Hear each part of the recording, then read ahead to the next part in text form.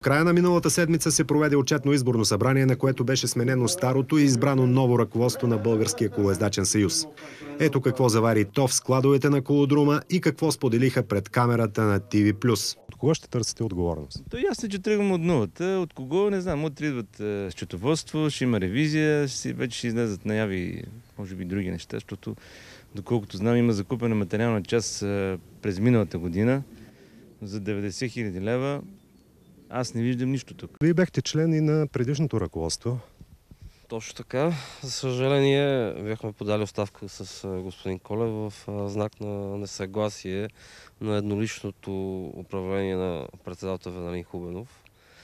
Значи, решения, които се взимаха само и единствено от него, включително и за договора, който спомена господин Колев преди малко, който ще бъде така изискан от нас. Вече сме ангажирали нашата кантора, която да се запознае с нужните документи по въпросите преводи в размер на около 90 хиляди лева. Значи искаме да видим точно на база как е направен конкурс, при положение, че при нас никой не иска нашето мнение в управителен съвет. С просто око човекът погледне, вижда тук балон, игрище покрито, до него друго игрище. Значи това са нещата, откъдето би трябвало да идват някакви средства за издръжка на колезденето, ако не греша нещо. Само че тези средства ги няма. Господин Михайлов.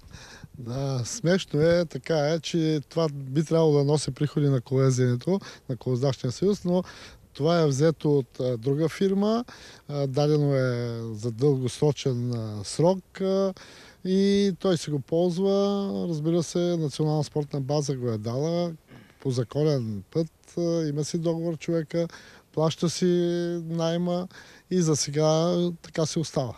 През далечната 1902 година, когато е основан Българския колоездачен съюз, единствено гимнастиката има своя организация. През годините колоездачите ни носеха гордост и престиж с постигнатите успехи. Колодрумът беше символ на този спорт и се пукаше по шевовете от публика.